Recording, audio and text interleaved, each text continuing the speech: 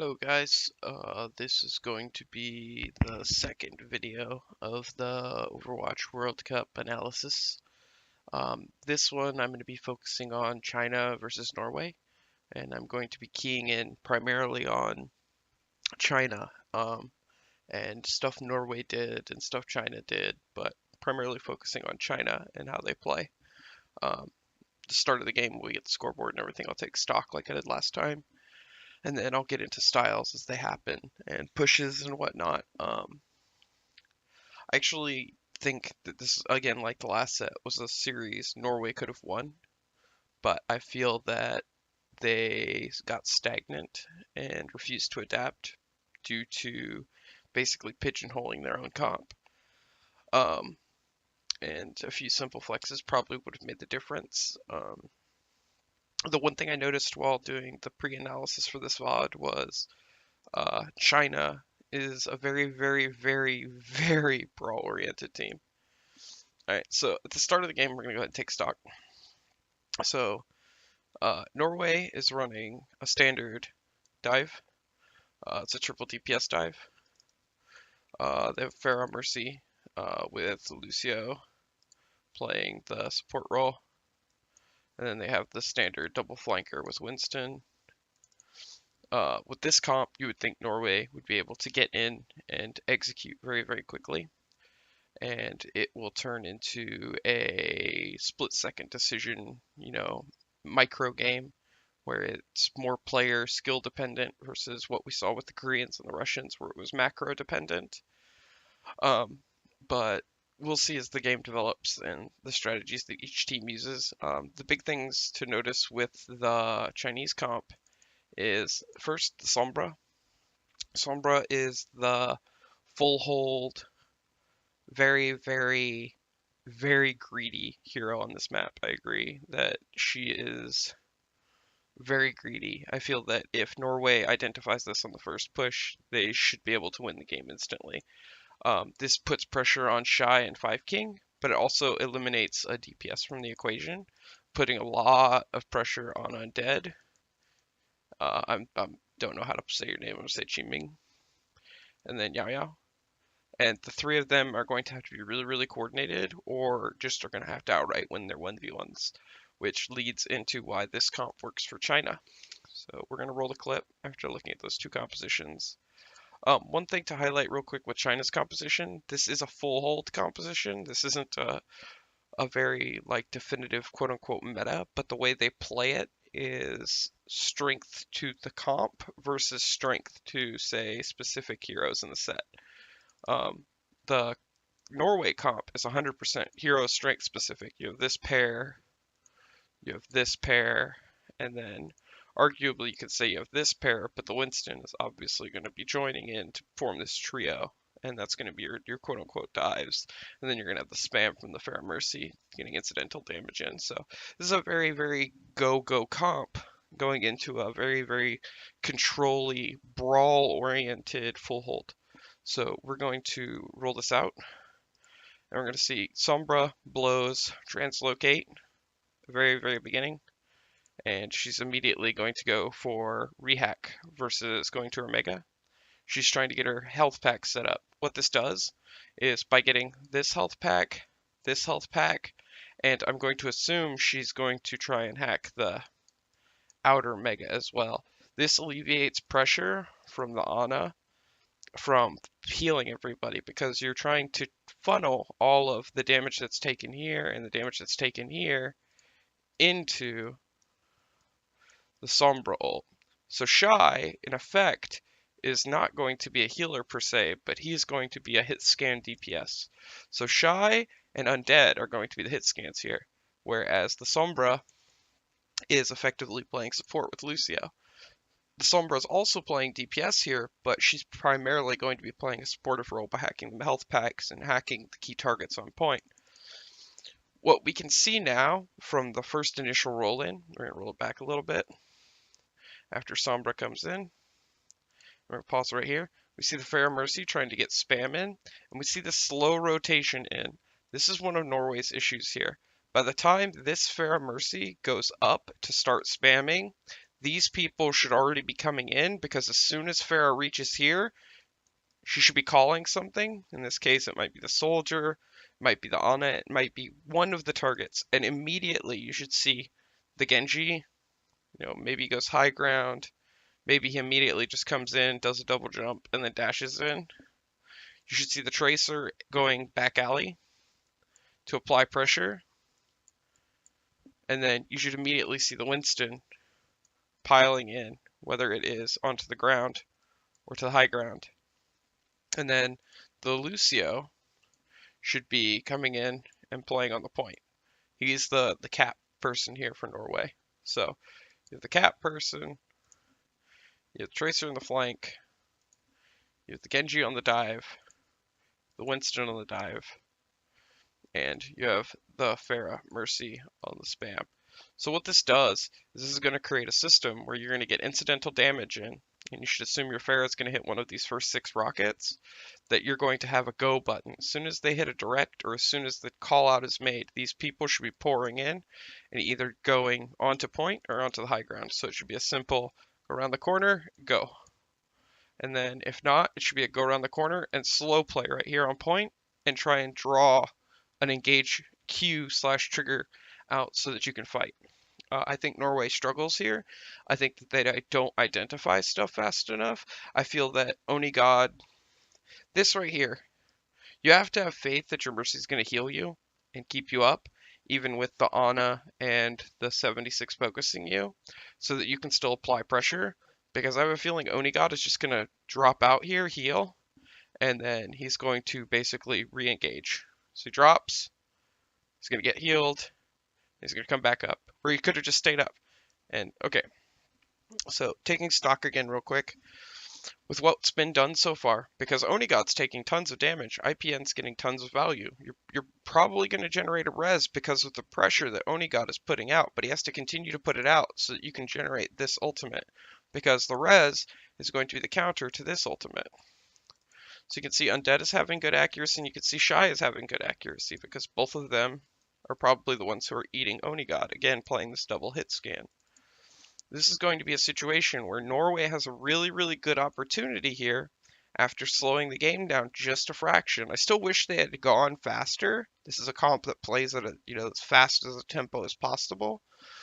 But slowing down right here and getting the value means that this first eco push, which technically, in my opinion, doesn't matter. I think the first push is given to you for free. Due to old generation, unless somebody goes completely and utterly ape shit, you're not going to generate an ultimate. They might generate it next fight, but I don't think it's going to be enough to turn the value. I think this is one of those, as offense, you YOLO, make or break, cap the point. But Norway chooses to take a slower approach. We can see the cluster here of 5. While Tracer rotates, Tracer is going to go up the stairs and out. She's going to apply pressure here. She's also going to secure the high ground, and I'm going to assume she's going to play this staircase.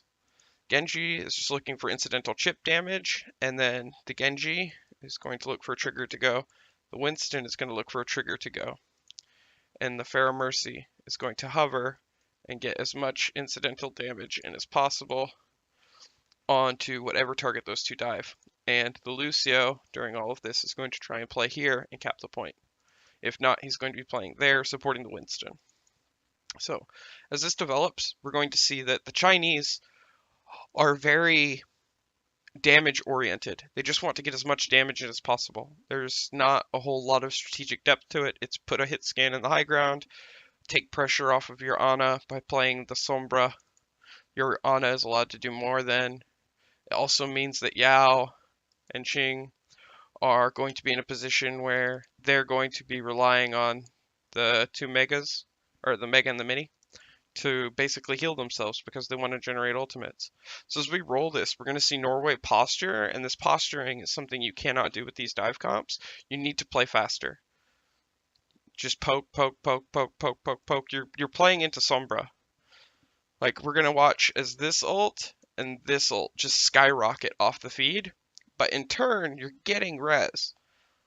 The question is, can you get the value out of the res while getting value out of both the visor and the EMP? So you're going to need them to both combo EMP and visor.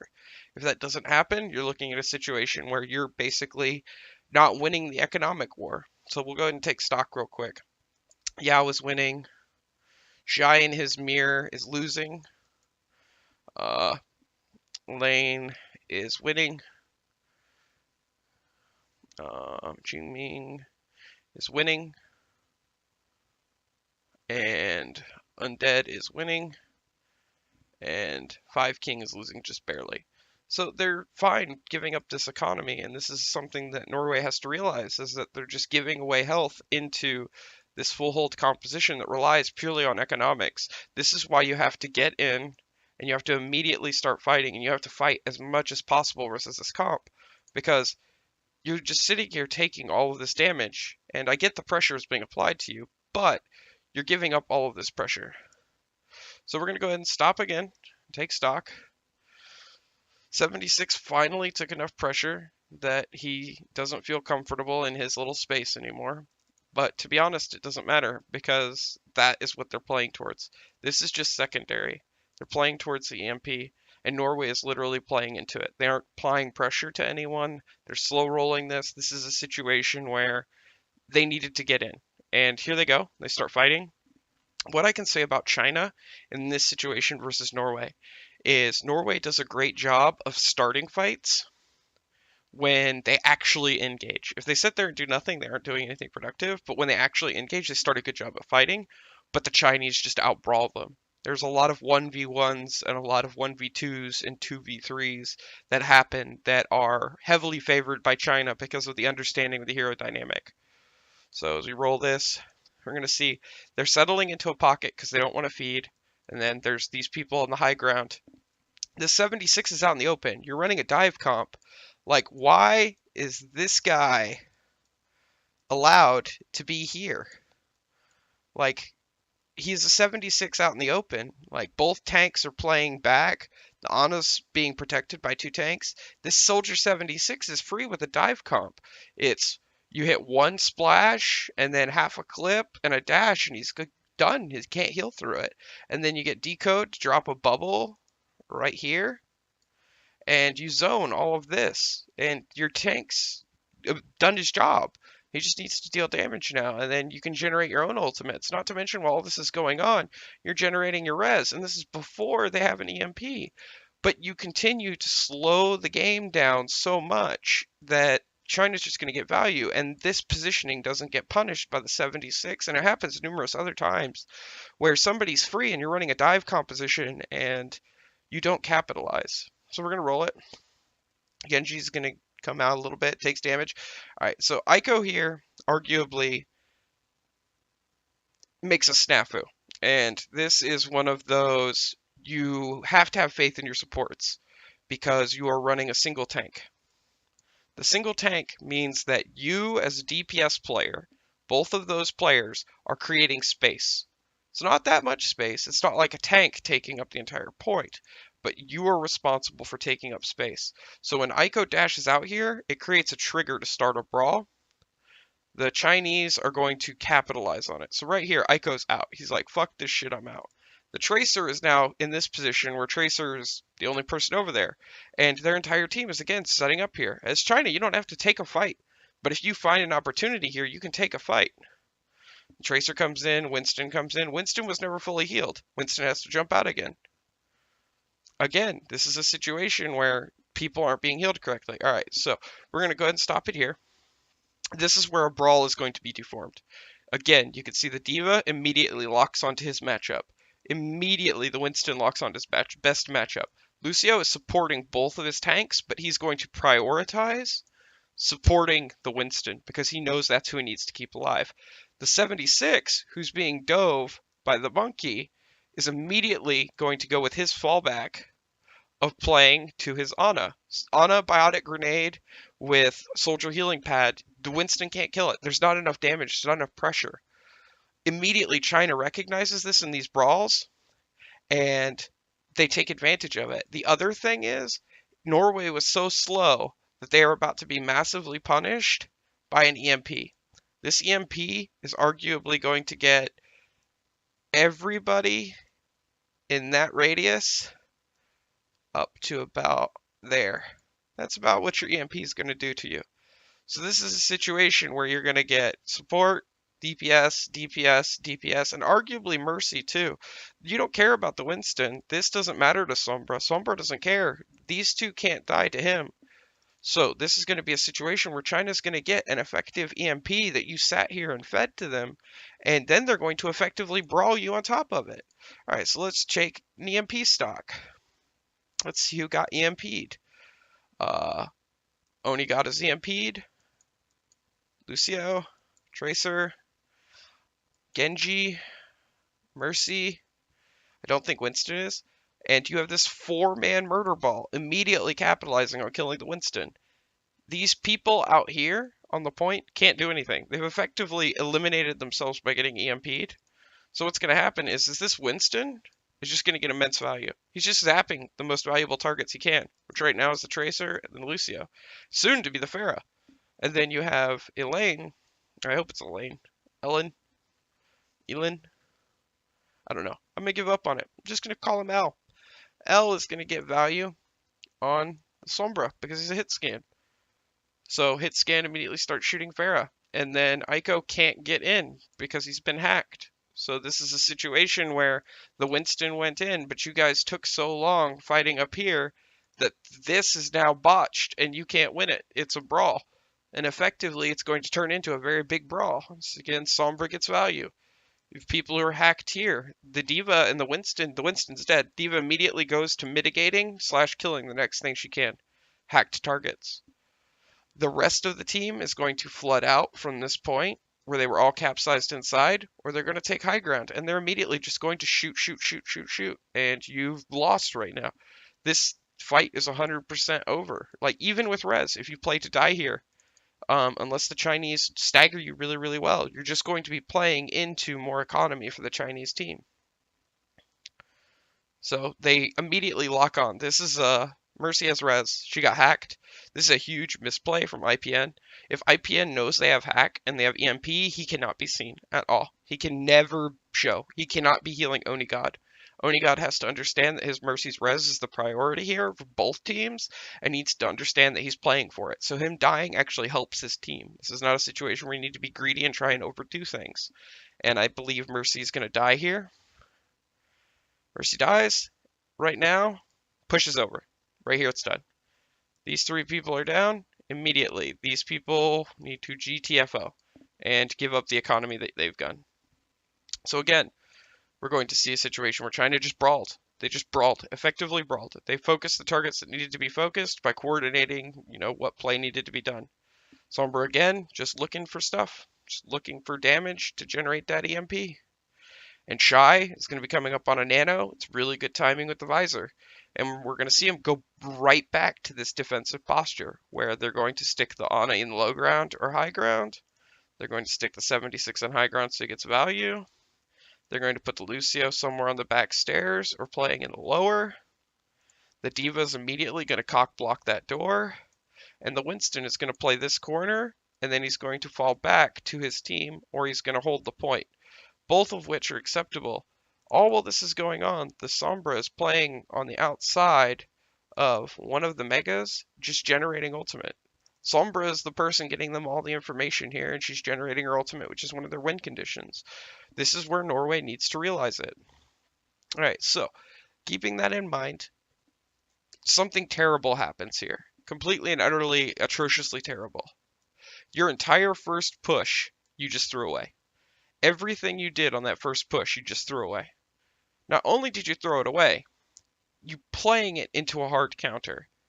So where Pharah Mercy was playing up top and Oni God felt like he was getting oppressed by taking so much damage, IPN was getting value. He misplayed, but he was getting tons of value. The res arguably would have been the correct play to YOLO in here, to tunnel in on the 76 and the Ana, whose economy is coming up. Try and either get those ultimates by using the res, then swap, or in some cases to snowball off of that. Like, effectively, you can snowball this entire phase by executing this. And I feel like this is a huge botch from Norway. This is something that the Chinese didn't intend to do. They have Shy and Undead playing as hit scan, and L playing as lean, lean, E-lean. I think it's E-lean. Anyway, they have him playing, the secondary hit scan role, but he's primarily just a support along with Five King. And this is one of those situations where this is where Norway starts to throw. And it was 100% winnable, and they were just playing a composition poorly and didn't execute / realize what was going on. You're going to again see Sombra playing the harass. They try and deal with her. You have to. So I'm going to roll this back real quick and freeze it. Right here, when you see her poking you, you either don't shoot at her. So there's a big don't here. Or it's every single person on your team focuses her so that you get the insta kill. You do not poke her. You're playing into her game if you poke her. So this is a situation where she's going to get value because all of Norway is misplaying. They don't do anything to this. So as we roll it, we're going to see her get chunked. All right, I'm out. And, that might be 20% on her ult charge. And now Norway again, drawing their line, slowing down, playing these 3 points, looking for a pick. They're looking for a pick to engage, which is not the correct way. You should be looking for a cooldown or a specific scenario to engage. And Norway just sits there. All right, so 2 get in. D.Va instantaneously takes her mark. So one of the things we can establish right now is that that is a mark. The other mark that we can go ahead and establish is that. And then there is another mark in this to this. These are marks that are going on in the game. Not for Norway, but for China. China's keying these people in onto these targets. So you have the Winston, who's going to be dealing with the Zen, and Lucio arguably. You have the hit scan, who is playing to literally just make Onigod not have value. That or just get value on the entire team. That's what hit scan's job is. But their primary job is to keep Onigod in check. And Aiko's not applying enough pressure here. And you're going to see King. King doesn't have an offensive job. He has a peel job, and that's for Shy. And while all of this is going on, Eileen is free to do whatever the fuck he wants. Sombra is just free to generate ult charge here. But in this system, Norway has to pick up on it, that they've played into a counter that is, you're behind economically, and your flexes are flexing to a situation where you are not benefiting from the hero pick, you're not benefiting from the economy. Why did you make the switch in the first place? If you don't have the ultimate on Mercy, I could see it, but you have the ult on Mercy and Pharah was coming up on hers. Why even, do that? So again, you're going to see people go off, they use their pulse bomb. I don't think this is a major issue. I think pulse bomb should be tempoed out whenever you get it. I think that the recall is really, really good too. It takes you out of this location. It clears this high ground effectively, so that everybody has to drop down. But in turn, by doing this, they have secured the kill on Undead. And arguably, this is, Norway's fight to win. And Norway's going to play it to the point where, again, they don't do anything. This Winston has been out here nanoed for 4 or 5 seconds. And everybody's, pumping damage into him. He's got damage resist. Like, why are you going for the tanky, ultra tanky target who's solo when the entire opposing team just regrouped? And now they want to come out and effectively brawl. Now they want to be in this situation where Ana can tunnel and D.Va can mitigate. And then as soon as D.Va's done mitigating, D.Va can key in on the Winston. And that's like, China's winning here. Winston buys space. He's just fragging the fuck out. Kills the 1, kills 2. And now Norway calls for a back out. This is a GTFO call. Lucio and a few other people are going to start backing out. But China's won. China recovered from you picking Undead. So China's, again, going to basically just brawl. It's just another, I'm going to punish you every time you do something wrong, brawl. It's not micro. There's not a whole lot of anything. This is great understanding of your individual hero, your individual matchups, getting value, and understanding the game state of winning while playing to mechanical strengths versus, say, what the Koreans do, which is they play to the huge macro of the game. They play to, the Koreans would have drawn a line here and choked you out while you were playing these 2 points. The Chinese, you could arguably say, are doing that, but they are exploding out into key matchups that they choose. So each player understands that they have a key matchup that they need to pay attention to, whoever it is. And you're going to see this is a situation where China excels. So again, soft reset.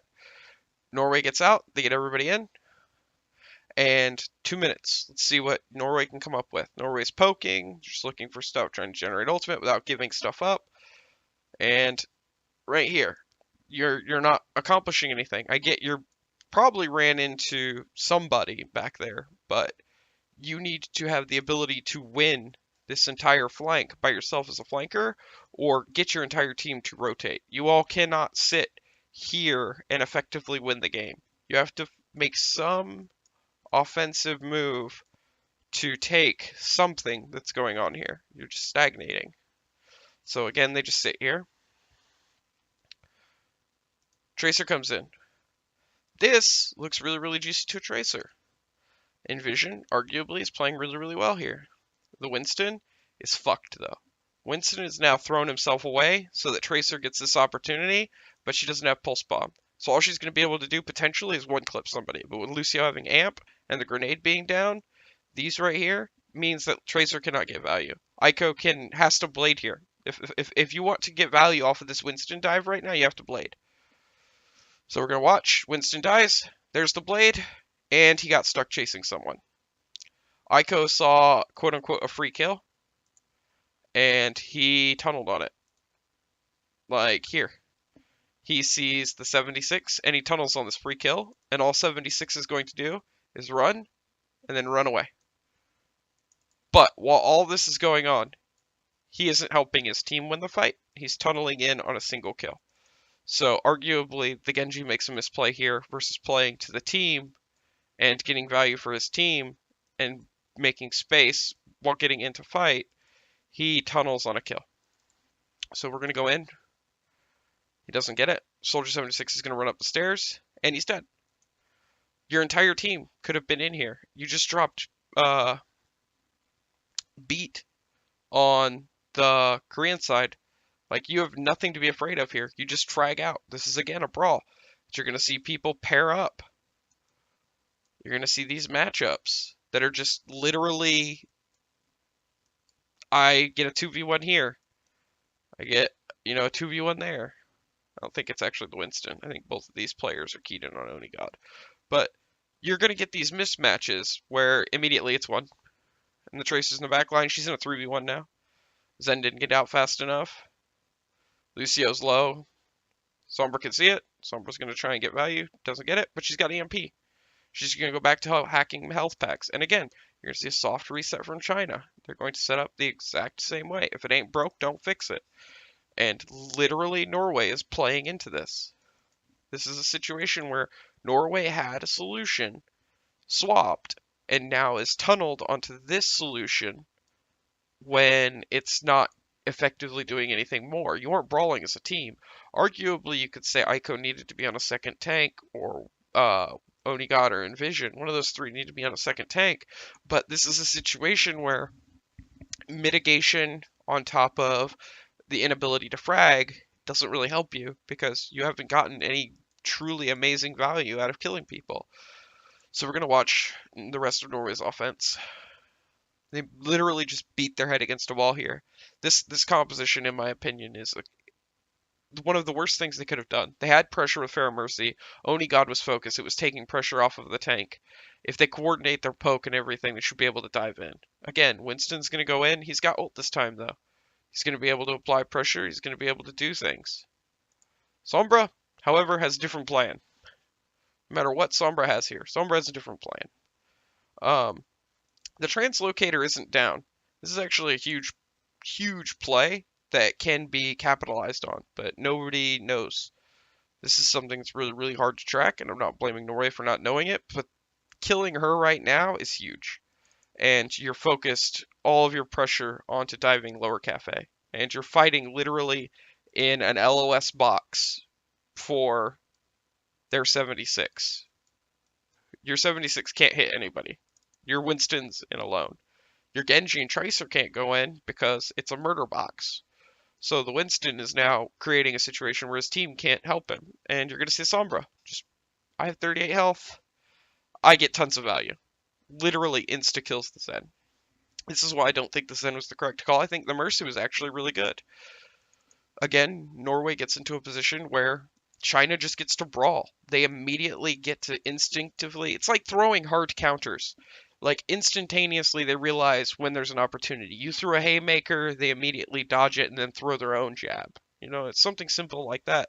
And that's all China's doing. Is China's literally just making micro level decisions for each player that are effectively realizing what you're doing and then countering it. And so this situation, China blew all of their economy. You literally now have the Diva Flex, and you have your team with somewhat of an economy. You have both support ults arguably coming up here. You should be able to win this next fight. You have enough mitigation. And it's just going to go poorly for Norway. This is just going to be a scenario, again, where I feel that they got so pigeonholed that they couldn't execute one strat or one thing, and one person basically won the game. The Sombra here literally is making this point. So again, you're going to see people start dying, even with the support ult. They got in too fast. There was a timing. Let's see if I can freeze frame it. Envision has no ult. Onigod's already dead. He died to 76. Torb's going to drop his beat now, and immediately she's not going to get value out of it. Shy hits him playing DPS Ana, and immediately you're down. You either YOLO trance here, or you just lose. You have to play towards point, you have to do something, and Aiko's going to be able to buy you time by getting pocketed. Torb needed to arguably stay right here behind his Diva and use him as a shield and position himself to that positioning so that he can pocket Aiko. But he's just, again, you're going to see two people taking a 1v2 and then two people taking a 1v2. And it's literally just number manipulation from China. And they're taking the best matchups. It's just a Lucio. You don't need more than a Lucio and an Ana to kill a Lucio. So you just take the fight. The Sombra and the Diva are immediately good matchups for the other Diva. And this Diva Bomb is just icing on the cake. It's literally saying, I'm going to force you off this point right now. If you don't get off this point, I'm going to take your mech away and my Sombra's going to kill you. And Aiko's hands are tied. He has no choice.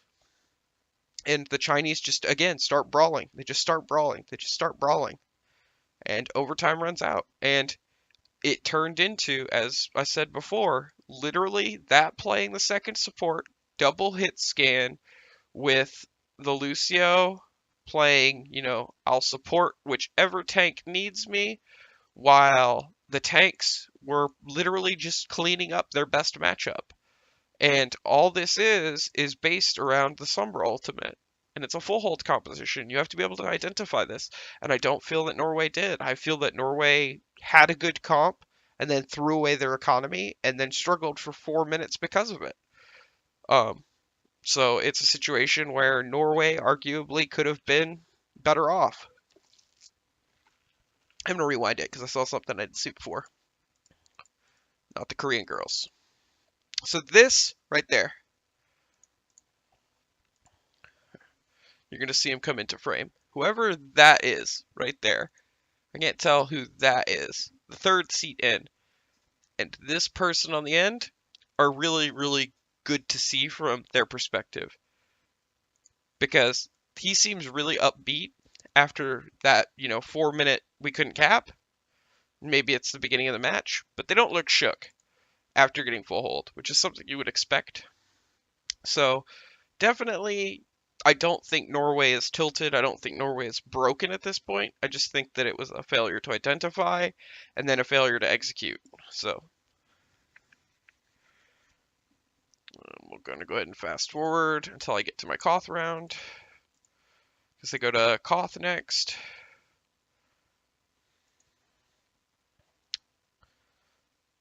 This is literally just a snowball, but we'll watch it. We will watch the utter Chinese snowball. So take stock at the beginning of the game.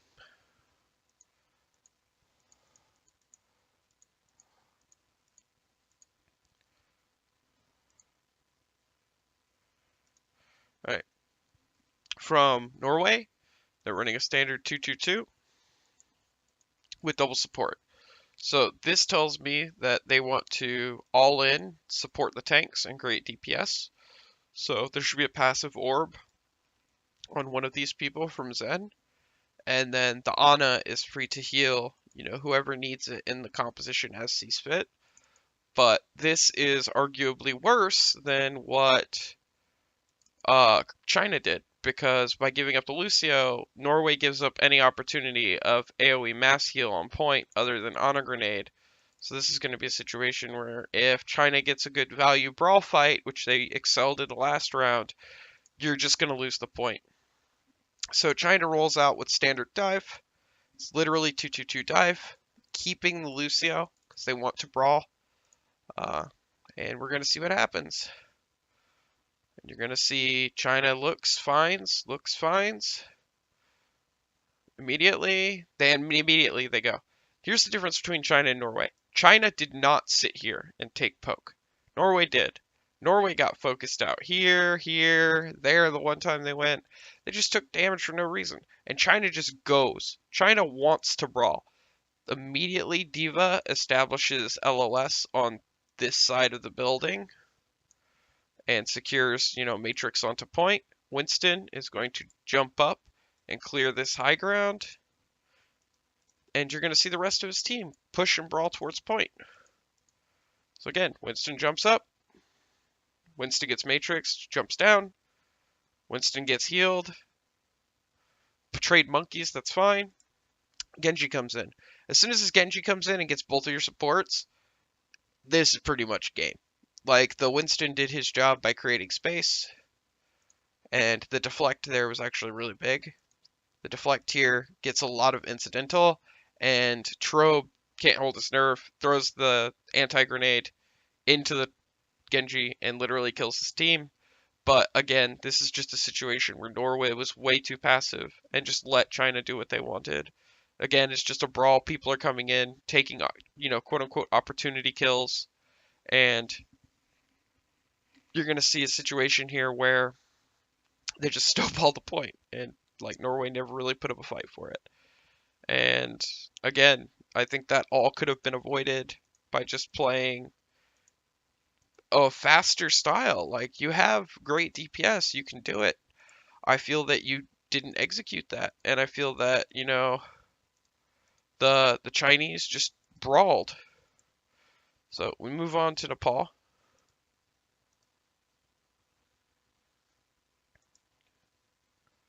And we're going to go ahead and take stock here. So the Chinese, again, are running standard dive comp, and Norway chooses to run a standard dive comp with a variation. This is a very key variation. What this does is Zarya is a go hero. Zarya is not a fight over time hero. Zarya gets instantaneous value by bubbling, Winston and herself and pushing forward into teams. So you've effectively, as Norway, created a faster composition by making a slower hero, picking a slower hero and choosing to take less mitigation. Whereas China just wants to, mitigate. And the mitigation is going to create space for everybody else to work. So as we roll out here, we're going to see the tracers going onto the flank, and immediately the Chinese are stacked. Standard play, they're playing the straight sight line on pillar side. And then immediately, they have to go. Winston has to go. He's playing for Oni God now. You have to go. You can't sit here. So he goes in, shield gets popped, And you're going to see Norway has to pile in. They go. They just pile in. But Winston does the correct thing. The Chinese Winston here arguably drew a line, and he says, I don't care if I die. I'm not going to let you get to my team because your Winston's fucked too. So I'm going to trade this Winston for me. They're trading monkeys here. The Winston is making the correct decision and sacking himself for the team. Even if he doesn't die, if he does, it's the correct decision. He jumps out. And it again devolves into this brawl. And China loves to brawl.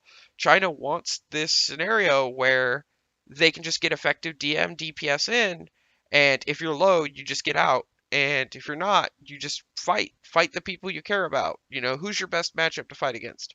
Again, keying in on low targets. If it's low health, kill it.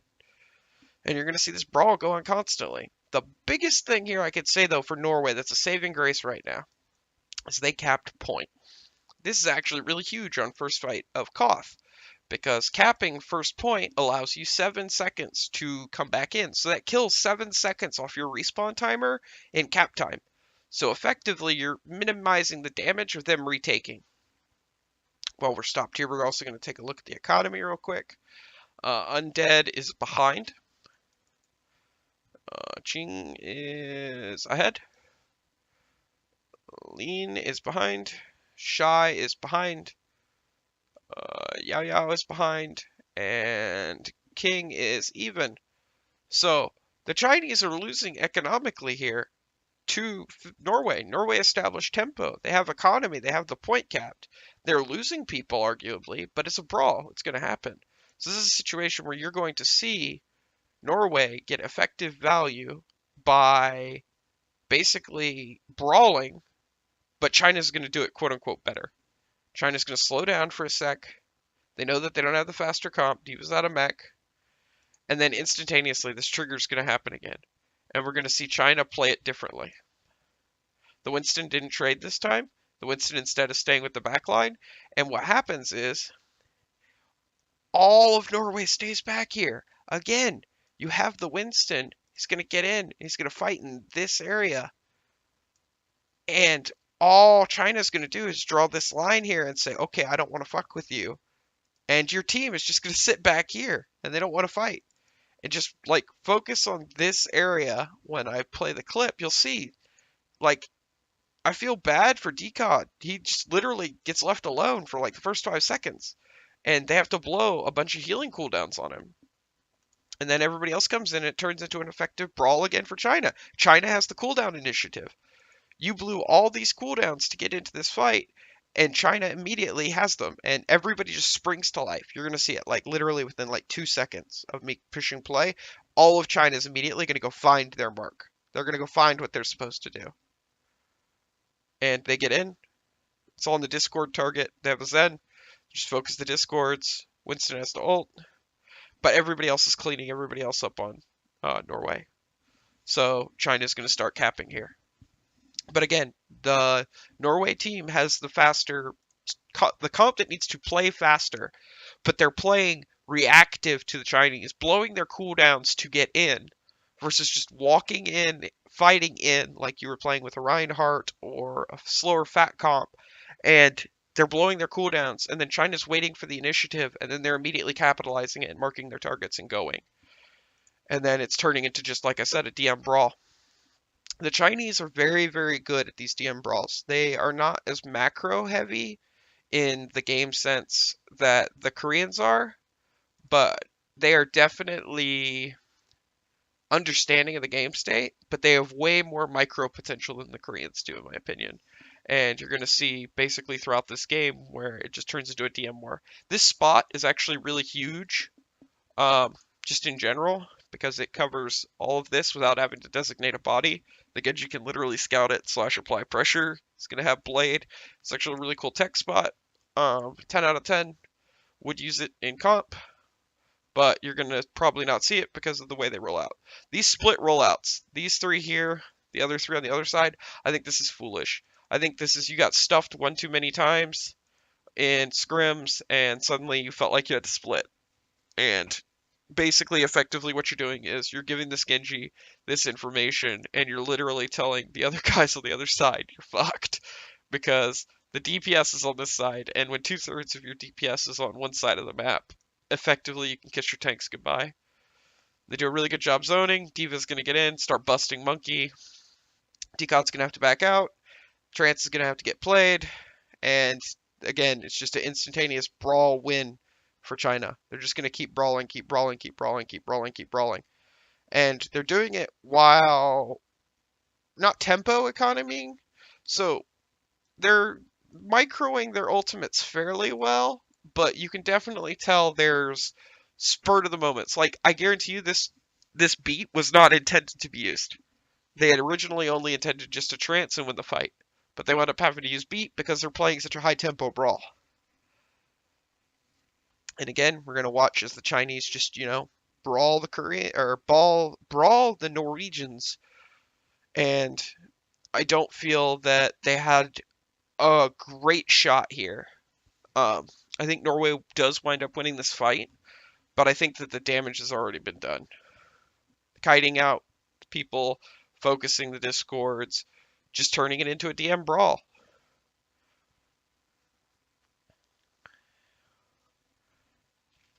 And China just snowballs. I think it's my drink. Again, they just push up to the choke. They want to start getting value in. Shy has trance, so they're going to look to play in tempo off of that. This style of play encourages ult economy from the Chinese, but if you miss micro it, it leads to ult economy deficits and huge economic leads, but it needs to be microed correctly. So this Graviton, in theory, is a great Graviton, but I have a feeling they didn't think Shy had ultimate again. Decode literally ulted and jumped at Shy, and then Shy was like, I will take the 1,000 points. Thank you. And he got trance again. So Onigod's trance Graviton here is arguably a misplay due to misplay. And you'll see Shy just trying to kite out. You're going to see this matchup. Arguably, this matchup shouldn't be taken. But I guess the logic is you had trance, and the Zarya bubbles are gone. Plays for the health pack, wins the 1v1. Onigod's just forced to play, how he's playing, and it's just a DM war. Comes back, puts a D.Va ult on point, zones the point, forces the Norwegians off, and again, it's just a DM war. So what we can summarize for now between these two teams is Norway is used to playing a Western meta of micro and macro. So they want macro and micro. The Chinese don't really care about the macro. They have micro, and then they have DM brawl.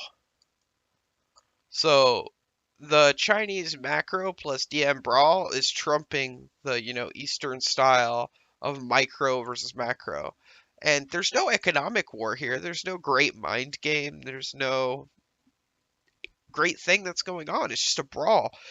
The Chinese team is turning it into a clusterfuck, arguably. And when they turn it into a clusterfuck, they're getting the best in mismatches. So again, it's a situation where you wind up fighting people in situations where you are at a bad match or you're at a disadvantage, and the entire team fight is swayed based on those individual fights. Aiko's face here arguably tells me that he is focused on the game. He is not out, but he is to the down phase. The biggest tell with players when they are, looking at their monitors and everything is not their facial expression, but their eyes, is how many times do they blink. And, you can tell, I think Aiko is flustered when we get back. 1, 2, 3, 4, 5, 6, 7, 8, 9. 9 blinks. 9 blinks in a fraction of a second. He's flustered about something. I don't know if that's actually the psychological thing for it, but I'm just going to roll with it. Something I've learned from people, so it's possible. I don't know. Just know that you see people like that, and, it's like they're easy targets. And the Chinese players aren't like that. They're just taking the DM more. It's just casual play to them. So when this rollout happens, we'll go ahead and take stock. Take stock real quick. No changes from, oh shit, wrong team. No changes from the Chinese, not to be expected. This change from Norway, though, I don't understand why you would run the D.Va here. I don't understand why you run Zarya, D.Va, and Winston. There is a fake ability going on here, in my opinion, that this Zarya feels like this Zarya is doing work because this Zarya has this matchup, but it's a false matchup. This matchup should not happen if you are running the D.Va in the first place. And the only reason this matchup feels good is because D.Va doesn't have an answer to your left clicks, and you weren't really applying pressure to their Winston. So this is a situation where I feel that Onigod probably said Zarya felt good, or somebody said, you know, this is going to be our default. And this is just dive fat comp tracer. This is old school fat comp tracer, just the dive version. So again, this is another fast comp Norway is playing, but they cannot sit and slow down. They have to play really fast. And you'll see this, you know, information scouting exchange, and you'll see the matrix is immediately used. I don't think that's the correct decision in this scenario. I think that Norway, again, is playing on the back foot already. Psychologically, anyway, that's what it looks like.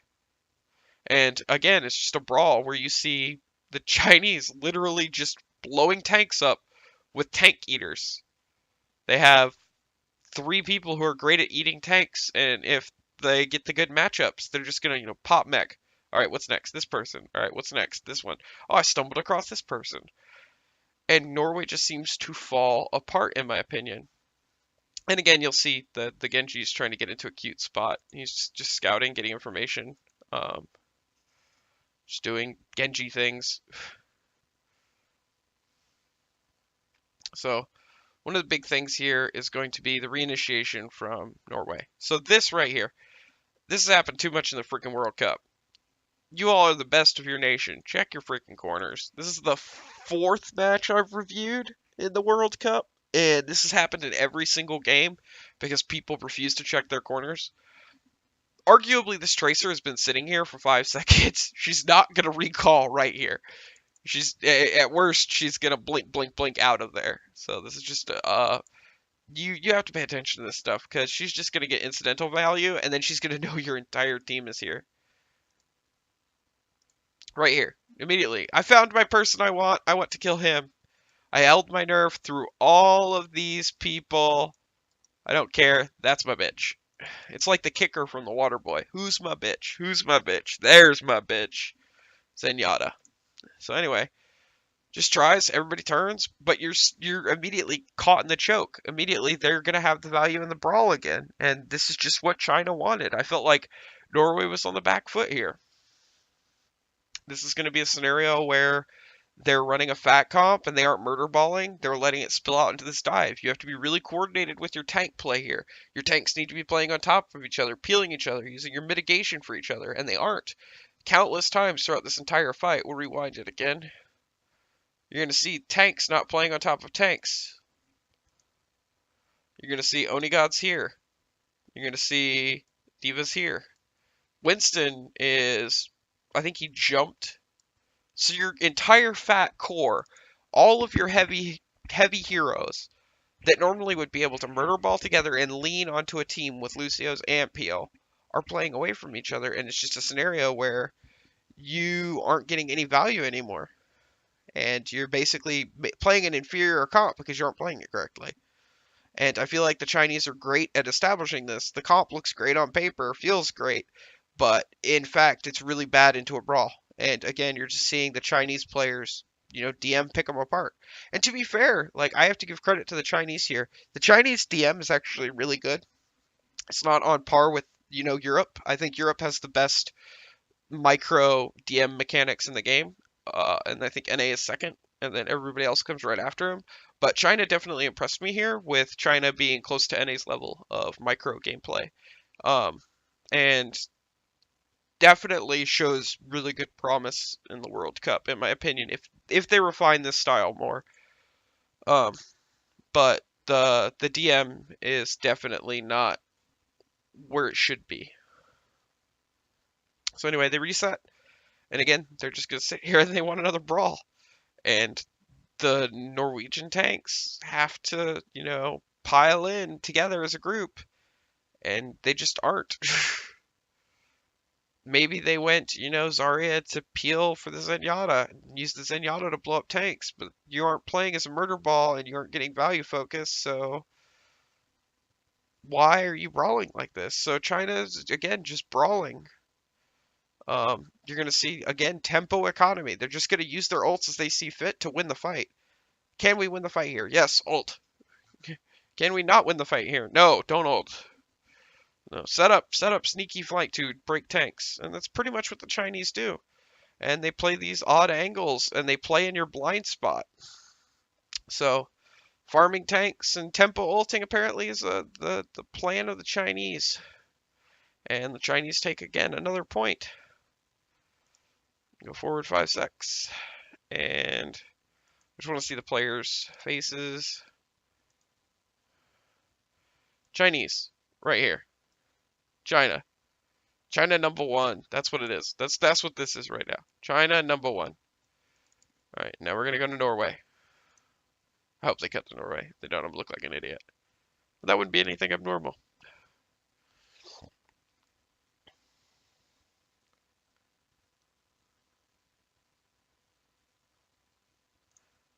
So again, looking at Norway, doesn't seem to be much conversation going on. Pursed lips. The, body language from people. Heads down. Even if you're doing something like you can tell there's pretty much no emotion here. Looks down, feels down, must be down. I must say though, there's somebody in the Overwatch scene who is contesting me for best beard, whoever that was. You, sir, if you are watching this video, you are contesting me for best beard in Overwatch. But anyway, roll on. Oh, Decod. You, sir, are contesting me for best beard in Overwatch. He actually looks good, though. He actually looks upbeat and stuff. Now, after that break and stuff. And we'll see if we can cut through all this junk. I love you all on the analyst desk, and I love all of you casters, but you're in the way at the moment. Is there another match? I thought there was another match. Is there not another map? Am I retarded? There's no way this is just a best of 2. Where's the... There it is. Alright, alright. I just went too far.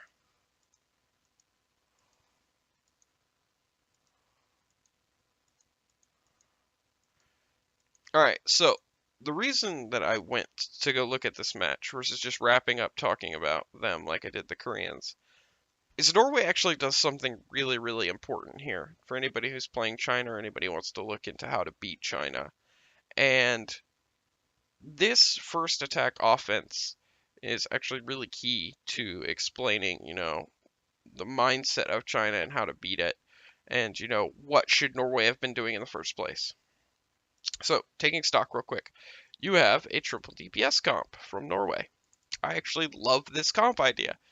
You just have to stick with it. You can't do a tempo flex with your main DPS and your main support halfway through. This comp from China. I did not call China Korea, I'm sorry. This composition here relies on a Reaper, on a double tank, Lucio, and then this Genji. I don't like this Genji. I think they would have been better off picking a Sombra, something that was more brawl oriented towards the point, because the way they play in the brawls and how everything plays out, this Genji pick actually becomes a liability because he isn't effective DPS. So as Norway rolls out, they're going to identify this. They figure out where people are. And then, immediately, they're going to poke, poke, poke, poke, poke, poke, poke, poke, poke, poke. There's a cooldown. Winston goes. Genji goes. Soldier looks for a hit scan. They found a trigger. The Chinese immediately try and capitalize on it. Norway backs up, pulling everything into 76's attack, pulling everything into Zenyatta's orbs, and you're just going to see damage come in. And this is really, really good. But they didn't execute this on Hollywood. They just literally used their cooldowns and then China counterdived. This pick right here from Ico. Ico and IPN do a really good job by getting this Lucio, because you have effectively mitigated all of the heals, and now Ana's your priority target. You now have a dive trigger, and Undead isn't playing on the point. Undead isn't in a position yet where he can play on point. He goes to play point now, but the damage has already been done. They've already secured point, you can't brawl on it, Envision's just going to come in on the flank, and you're going to see China regroup here, but Norway has already established all of the space, they've established ult economy, and China was late to the party this time. When you beat China to their own brawl game, you can beat them. You just have to play as fast as China and play a DM war with China, which a lot of teams don't want to do. They want to play macro heavy. But by playing this speed style and getting the cues from China, China's mortal. China's a mortal team. You can get them to make mistakes. And I feel that that was them making a mistake. So roll it out. We're going to see them just poke, poke, poke.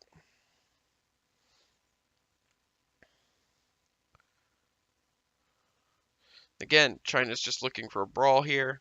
I don't think this Genji is a good pick. I don't understand it. Like, if you're gonna run the Genji, don't run the Reaper.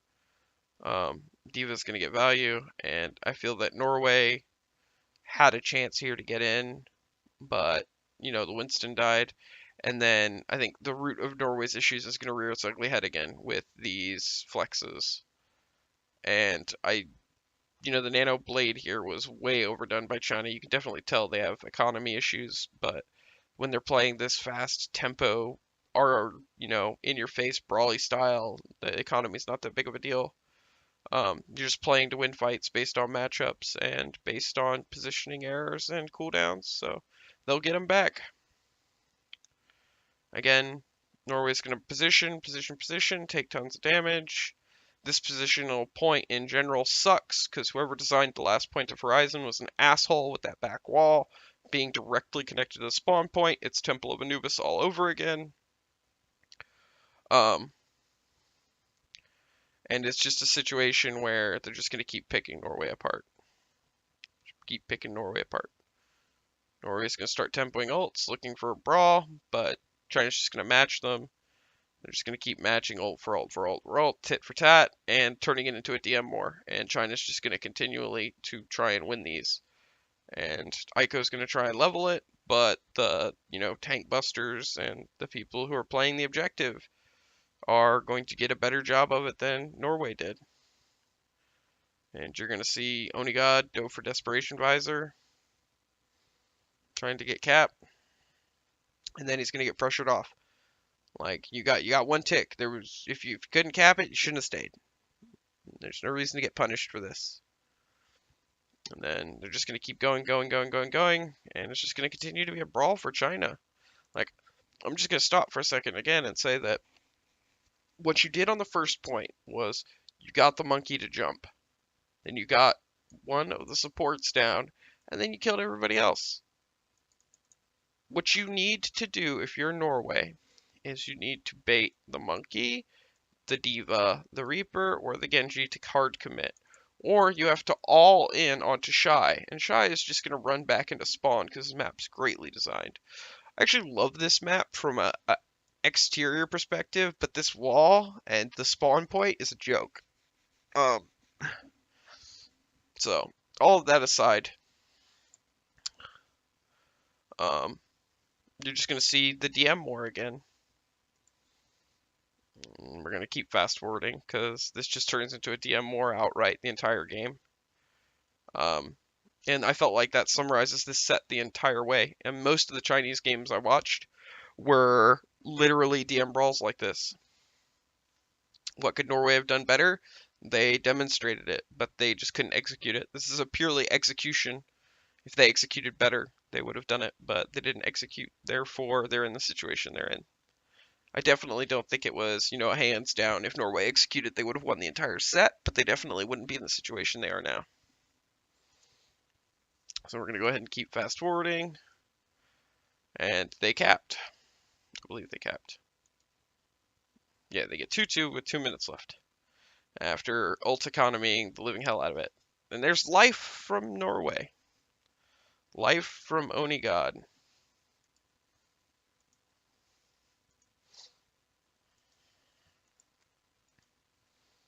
Alright, so let's see. We'll take stock of both defenses. And we will talk about it. 10, 15, 20. We're going to go ahead and stop. So, China is running a very heavy pick comp here. This is basically what Norway did to them into the full-on, I wouldn't say double support is full-on stall, but it's arguably, this is you're looking to blow people up. This Discord is the only reason you play this pick over Lucio, and I have a strong feeling that they're relying on the Discord being, the value breaker that gets value out of, those 3 picks. And then the Ana can sustain everyone. But by flexing Widow here into double flanker Winston, you're just applying tremendous amounts of pressure from LOS and tremendous amounts of pressure from different angles. And you can give up your diva at the beginning of the game to do this, because if your Widow gets value here, you just win the point. They immediately have to get stuck. So I just want to point out real quick.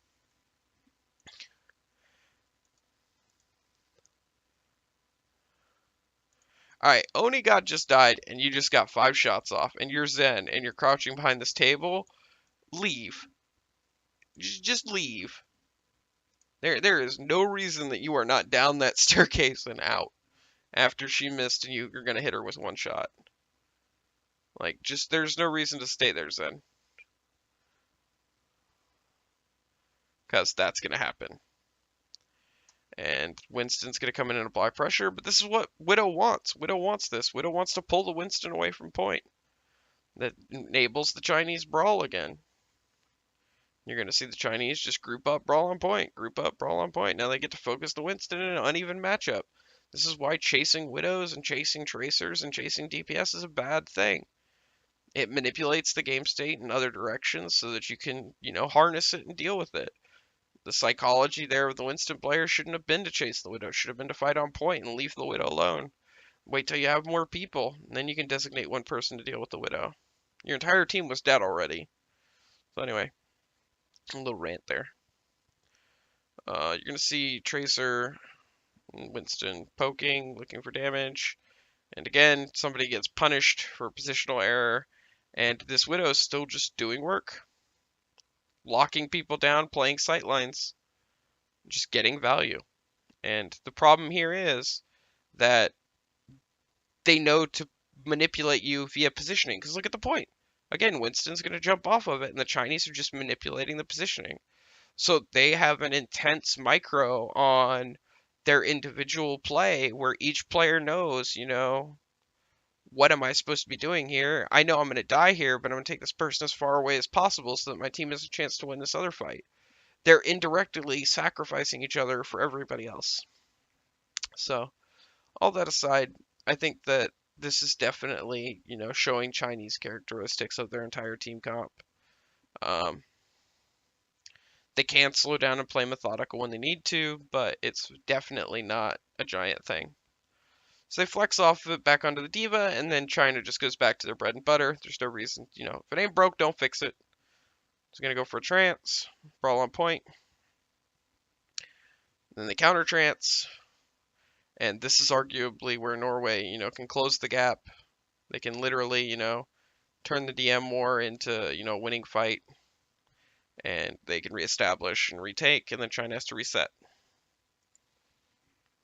Moving forward again. This is going to be a brawl. Use beat. Again, Norway's in a great scenario to counter. They have the ult economy to counter. This is how you beat China. They're out-tempoing China. They're responding to everything China does, Norway has. So they beat. If they needed to, they had Torp. Jing's gonna ult here. Aiko has ult. Well, he's got Baby Diva ult. He just ulted on point. Blade for Pulse. Reaper and Onigod are off. Shy and IPN are even. And then Yao Yao is behind. Decode. And it's just one of those situations where Jakad just gets value out of, being a tank. And the Chinese just are failing in the DM war. And this is how you do it. You just not out-eco them, you out-tempo them. You force them into situations where they have to play smart and methodical, but at a fast pace. So take what the Koreans do and play it at a European or North American game speed, and you arguably have, the way to beat China. Because the Chinese team makes errors in these windows. Everybody's going to, but they have blatant holes where they make errors. And then they just do these staggered rollouts. They group of 6, wait a few seconds, and then go. Norway knew how to beat this team, but failed to execute. I see lots of ults here blown, and Norway loses the eco war. This is where Norway threw everything they had at the poker table, and literally is like, okay, that's all I got. And I think this is the point cap for China. I'm not 100% sure. No, Norway holds.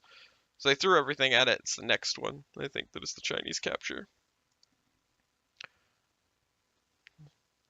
Get value, push in, immediately go, play fast, play hard, brawl, and then China's just playing on the point looking for a brawl.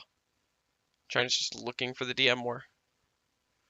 There is some methodical play here from the Chinese. This positioning is really, really good. It prevents Envision from getting value. It also forces the tanks and everybody to play forward. So you're using this single pillar as a mitigation tool, and you're sucking the opposing tracer in. And you're basically saying, I'm going to mitigate you, or I'm going to give value on your tanks. And basically Norway gets pushed off, they lose their DPS, and this is just the chain reaction of, mechanical DM winning you a fight, winning you a moment. We're going to fast forward. We're going to look and we're going to take stock when the comps roll out. And then I'm not going to play the rest of the 2CP. There's not a whole lot to be talked about. It's pretty much the same compositions. Again, you're going to see triple DPS from the offense. And you're going to now see triple defense from the Norwegians. But I feel that if you saw this Widow played, and you got snowballed so hard by it, and you saw it happen before, why not just play tank brawlers on point, or play stuff that can't get picked by the Widow? Mitigate the Widow value that you know is coming. And I think that it's just going to turn into, the same thing it was before. But the Chinese are again capitalizing on abilities being used. But the Norwegians strike first here. They get value, kill the Widow before she can set up. But the Chinese team's just going to wait. They want to brawl into a Widow. They want to fight into a Widow. They don't want to take this fight without the Widow being able to shoot. So what you're going to see happen is the Chinese are going to play into this sight line, this sight line, this sight line, and then this sight line. This is where they're playing for the Widow to get value. And by playing into these zones, the Widow is going to be able to effectively try and frag. Try be the key word. China has to basically force Norway into their Widow sights to get value. But I don't feel that this is a bad setup from Norway, and I don't feel this is a bad offense from China. I feel that this is definitely a situation where, again, they're just going to get rotational value, and they're going to create a clusterfuck. They're going to identify it, and then immediately capitalize on it. And I think that the Norwegians are going to fall apart because of it.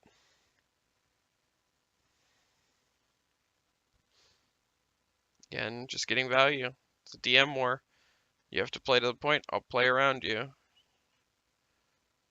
And the Tracer gets value here by staying on point.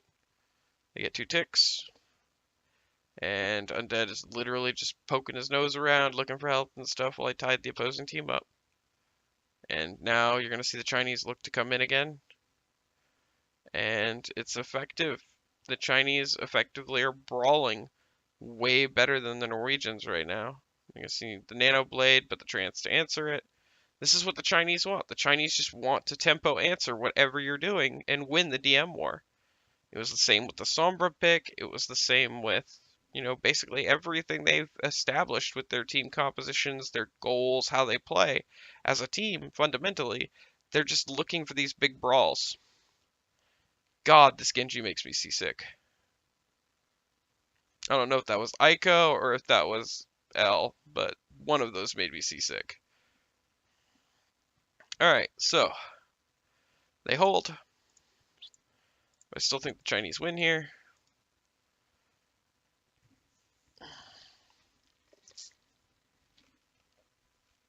Oh, excuse me while I take a drink.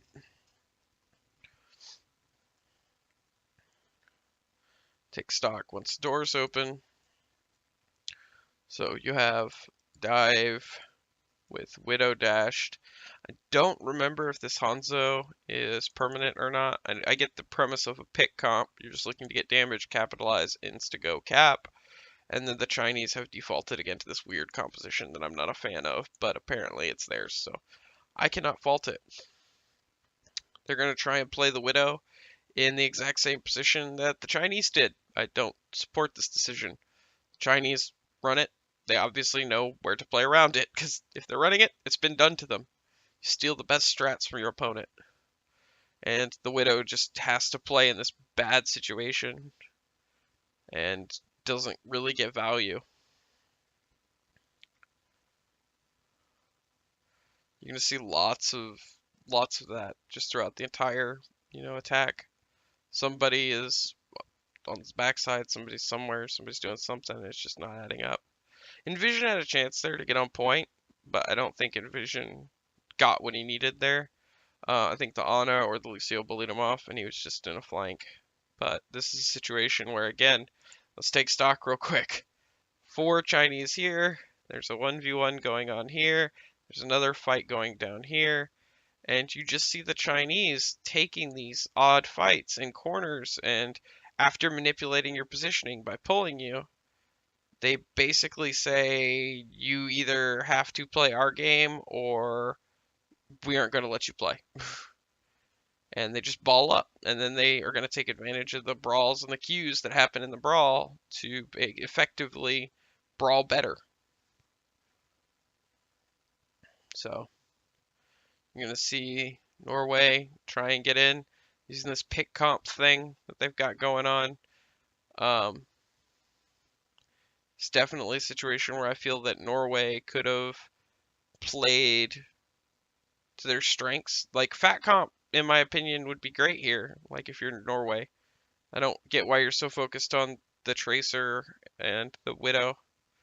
Definitely Fat Comp Genji, Fat Comp, pretty much anything here could be good. I get you're playing into a Reaper, but I mean still, like I don't feel that this is the correct answer when you're just getting shredded anyway. Alright, so taking stock going into this last fight. Aiko has ult, but they have the 2 ults that are basically going to win the point for them. So you're going to see the tempo the Chinese play for basically to win the game.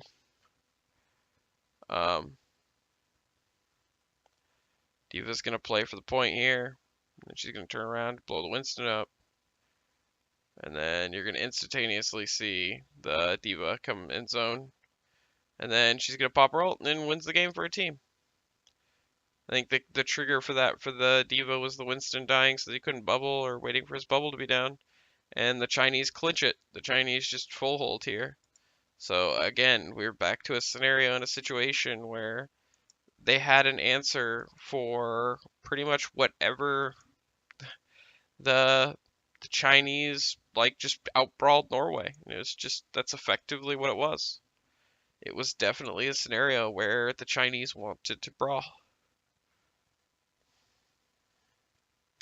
If anybody ever fought on cart like that, I would be shocked. Our fights on cart are way more chaotic than this. Also, a mercy on the ground there. What is this, bronze? Why would you show bronze highlights at the World Cup? The literal best of the best of Overwatch, and you decide to show bronze highlights. Okay. Anyway, fast forward. I'm only going to do the comps here because it's pretty clear why China won. And at this point, I think that literally Norway is beyond flustered. So, Yao Yao is playing again for Elaine's ult. And it's the same comp from Hollywood. And you're going to see the quote-unquote same comp from Norway. And you're going to see them literally, I have a strong feeling, just feed into a Sombra. Just feed into a Sombra. Hack a Mega, heal my tank. Hack Mega, heal my tank. Stall, DM. Just playing for the EMP. And, like, if you're Norway, you have to understand this. Like, this compositional thinking, and you have to either bite your nerve or you have to instigate people. And Norway's playing really, really slow. So, definitely China's game to lose here. And I have a strong feeling that, you know, the way Norway's playing, that it doesn't really matter what China would do because they just buy into the pressure, they buy into the DM war, and, like, this is basically what China wanted. China got the game state to where they wanted it to be. Lots of micro DM, lots of micro, you know, individual decisions that affect the entire team, and you're going to see EMP instantaneously gets value. Instantaneously. Just there's nothing to be done by Norway there. You fed it, you have to eat it, and then you have to back up. And you have to pray to God she doesn't generate another one. So, I'm going to fast forward, because I believe China full holds here.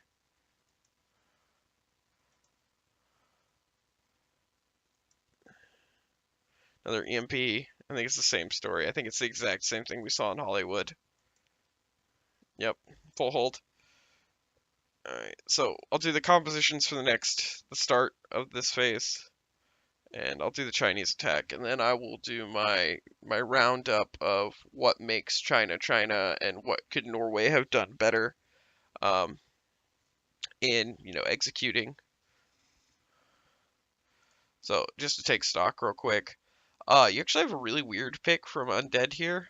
I don't know if this was telegraphed in case they went Sombra. That's my assumption, is that this comp is literally designed to effectively brawl early team fights. So you're using the McCree grenade with target focus while manipulating the DM war, and you're just going to outfrag them. And McCree is watching the flank. He's paying attention. While Winston buys space, Genji does damage. Tracer's looking for stuff. Immediately, he's just watching the flank.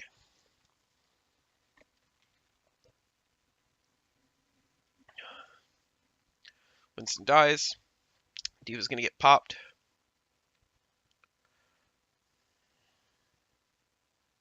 And then you're just going to see people fall apart.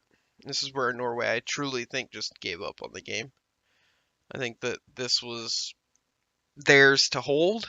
I think that they had the right idea and mindset. This map has enough cheese on it that you can come up with some dank strats that, you know, potentially can you full hold. There's Sombra from China, whatever it is. And the DM war, the Chinese just won.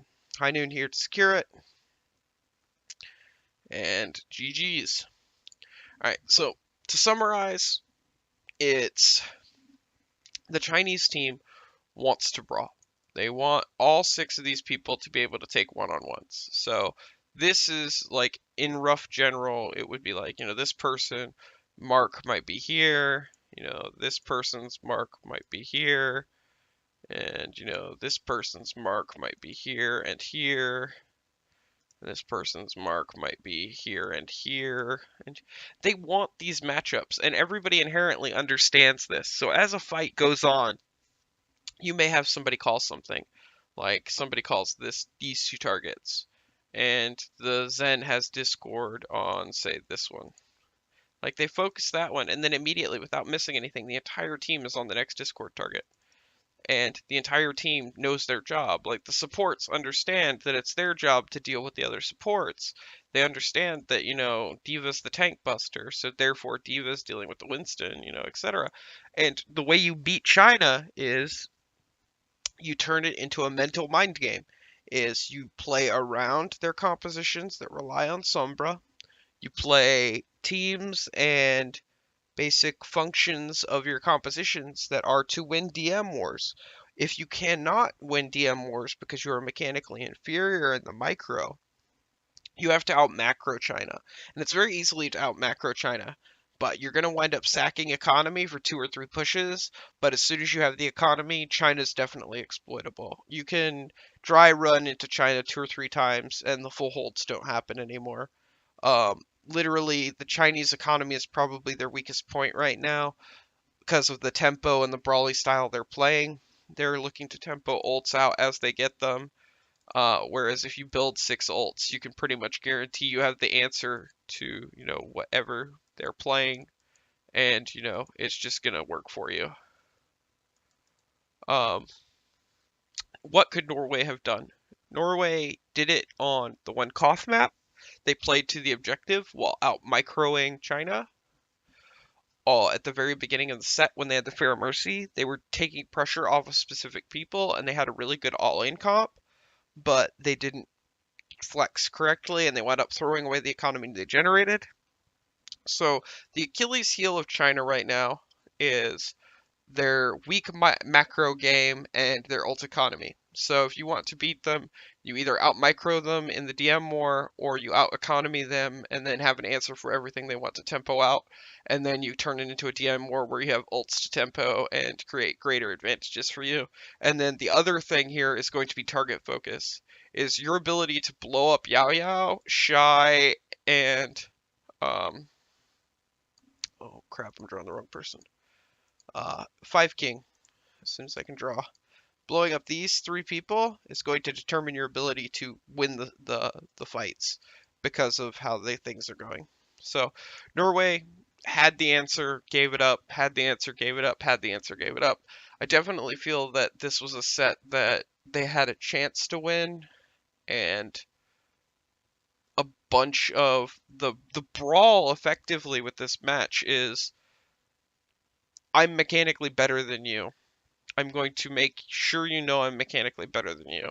But versus taking it to the mind game where I feel Norway would have excelled, Norway chose to meet them head on in the DM war. And I feel like that's what caused this 4-0. Definitely looking forward to seeing China playing against... I'm not saying anything bad about Norway's DM here. I have a ton of respect for some of the players on Norway. But I honestly think that if they had played more of a mind game here, I don't think they would have lost. I think that if they macroed their economy better, macroed like the rotations and the manipulation of your opponent's cooldowns, that they probably would have tore China apart, because I don't feel like the mechanical skill difference is that far apart for these 2 squads specifically.